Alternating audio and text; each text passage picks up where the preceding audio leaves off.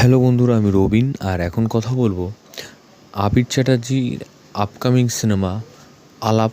তো তারই ট্রেলার চলে এসছে, সেটা নিয়ে কথা বলবো। এবং তার সাথে জিতের আপকামিং সিনেমা বুমেরাং, তার একটা মোশন পোস্টার চলে এসছে, তো সেটা নিয়ে কথা বলবো। তো প্রথমেই কথা বলবো আবির চ্যাটার্জির আপকামিং সিনেমা আলাপ, তার ট্রেলার নিয়ে। তো এই আলাপ সিনেমাটা হচ্ছে একটা প্রেমের সিনেমা, একটা ভালোবাসার গল্প। কিন্তু গল্পটার মধ্যে যে গল্পটার বলার ধরন সেটা একটু অন্য রকম, অন্য সিনেমা, অন্য যে প্রেমের সিনেমা তার থেকে। এবং এবং এই যে প্রেমের গল্প, যেটা প্রেমের গল্প কিন্তু পৃথিবীতে প্রচুর আছে, সে বাংলা হোক, হিন্দি হোক, তামিল, তেলেগু বা অন্যান্য ভাষাতেও। কারণ প্রেমের ভাষা নিয়ে কিন্তু গল্প বেশি হয়, মানে প্রেম ভালোবাসা নিয়ে গল্প পৃথিবীতে মনে হয় সবচেয়ে বেশি হয়। তো তার মধ্যে এই আলাপ সিনেমাটা হচ্ছে একটা। তো এই গল্পের বিষয়ে যদি কথা বলি, তো আবির চ্যাটার্জির যে ক্যারেক্টারটা, সে হচ্ছে একজন প্রাইভেট সেক্টরে কাজ করে, এবং সে কলকাতায় থেকে কাজ করে, এবং তার বাড়ি একটা মানে গ্রামে, এবং সে সপ্তাহে 2 দিন বাড়িতে বাবা মার সাথে দেখা করতে যায়, এরকম একটা ক্যারেক্টার। এবং এইদিকে মিমি চক্রবর্তীর ক্যারেক্টারটা হচ্ছে, মিমি চক্রবর্তীর যে অফিস, সেখান থেকে তার বাড়ির দূরত্ব প্রায় 20 কিলোমিটার। কিন্তু সেখান থেকে সে প্রত্যেক দিন এসে তার কাজ করবে, তো সেখানে তার হ্যাম্পার হচ্ছে। তো সেই জন্য সে এই অফিসের কাছাকাছি একটা ঘর ভাড়া নেয়। এবং আবির চ্যাটার্জিও তার হঠাৎই শিফট চেঞ্জ হয়, সে দিনের বদলে এবার রাত্রে কাজ করে। তো সেই জায়গা থেকে সেও একটা কাছাকাছি ঘর ভাড়া নেয়, এবং সে যেহেতু রাত্রে কাজ করছে, সেই জন্য সে দিনে থাকবে। এবং মিমি চক্রবর্তী দিনে কাজ করছে অফিসে, এবং সেই জন্য সে রাত্রে মানে রাত্রে থাকবে। তো এই একই ঘরের ভেতরে দুটো মানুষ, মানে ভাড়া যার কাছ থেকে ঘর ভাড়া নেবে, সে এই মানে দুটো মানুষকে একই ঘর ভাড়া দেবে, কিন্তু দুটো রুম। যে দিনের বেলাতে একজন থাকবে এবং রাতের বেলাতে একজন থাকবে।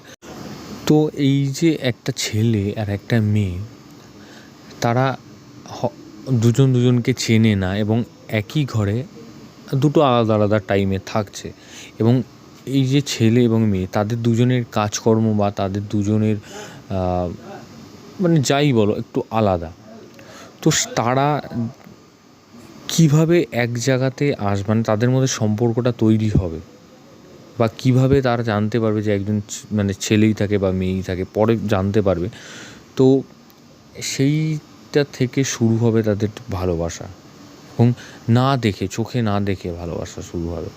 তো সেই জায়গাটাই হচ্ছে এই সিনেমাটার একটা মেন জায়গা। তো সেই জায়গাটার জন্য সিনেমাটা একটা অন্য দিক নেবে।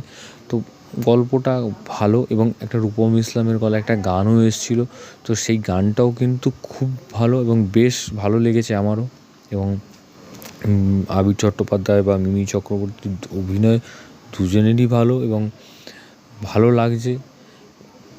এবং গল্পটার মধ্যে যেটা আগে প্রথমেই যখন বলেছিলাম যে পৃথিবীতে ভালোবাসার সিনেমা কিন্তু সবচেয়ে বেশি, এবং এই ভালোবাসার সিনেমায় তার নানান রকম দিক দিয়ে একটা ভালোবাসার গল্প তৈরি করা যায়, নানান রকমের ভালোবাসা হয়। কিন্তু সেই জায়গার মধ্যে এই যে সিনেমাটা আলাপ, সেটাও একটা কিন্তু জায়গা করে নিয়েছে, এবং দেখতে দারুণ লাগছে। এবং সিনেমাটা রিলিজ করবে হচ্ছে 26শে এপ্রিল, এবং সিনেমাটা ডিরেক্ট করছেন হচ্ছে প্রেমেন্দু বিকাশ চাকি। তো দেখা যাক কারো কী আপডেট আসতে থাকে সিনেমাটা সম্বন্ধে। এবং পরবর্তী আপডেট হচ্ছে বুমেরাংকে কেন্দ্র করে। তো ফাইনালি বুমেরাং সিনেমার মোশন পোস্টার চলে এসছে, এবং পোস্টারটা কিন্তু বেশ ভালো লেগেছে। এবং পোস্টারটার মধ্যে প্রথমবার অফিসিয়ালি মেকাররা জানিয়ে দিয়েছেন যে এরকম ধরনের একটা বাইক থাকতে চলেছে, সুপার বাইক, এবং যেই বাইকটা আকাশে উড়বে।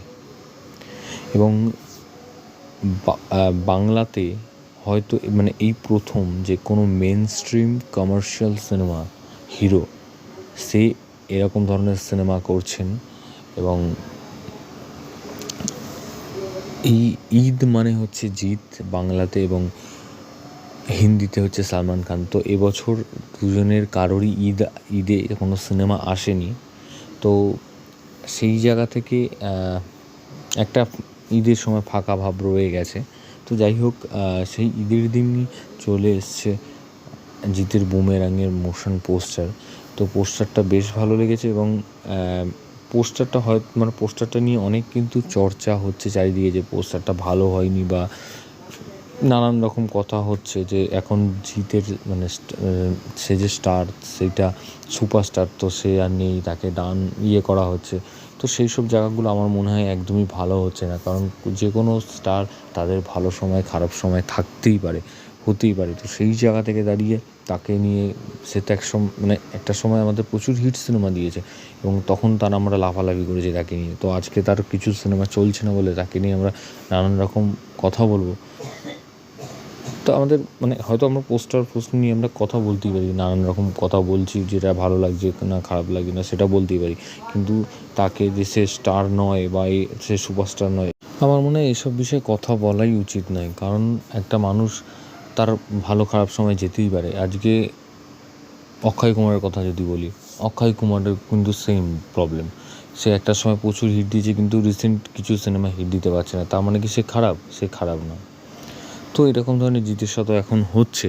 তবে এই পোস্টারটার কথা যদি বলি, পোস্টার এরকম ধরনের সায়েন্স ফিকশন সিনেমা, পৃথিবীতে যে কোনো সিনেমার পোস্টার দেখে নাও, যেসব সায়েন্স ফিকশন মানে সিনেমার পোস্টার, সেগুলো এরকমই হয়।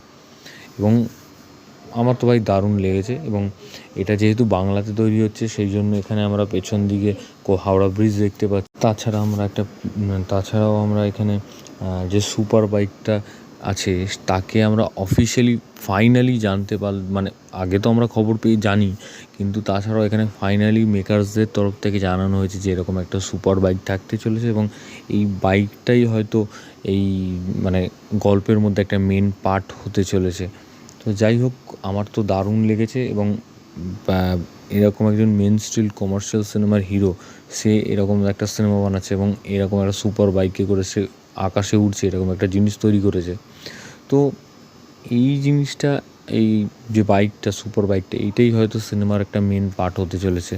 তো যাই হোক, আমার তো দারুণ লেগেছে। এবং তোমাদের কেমন লাগলো তোমরা কমেন্ট সেকশনে কমেন্ট করে জানিয়ে দাও, এবং সাবস্ক্রাইব করো চ্যানেল বাংলা পিবি, এবং বেল আইকনে ক্লিক করতে ভুলো না। বেল আইকনে ক্লিক করলেও তোমরা সবার নোটিফিকেশন পেয়ে যাবে। ধন্যবাদ।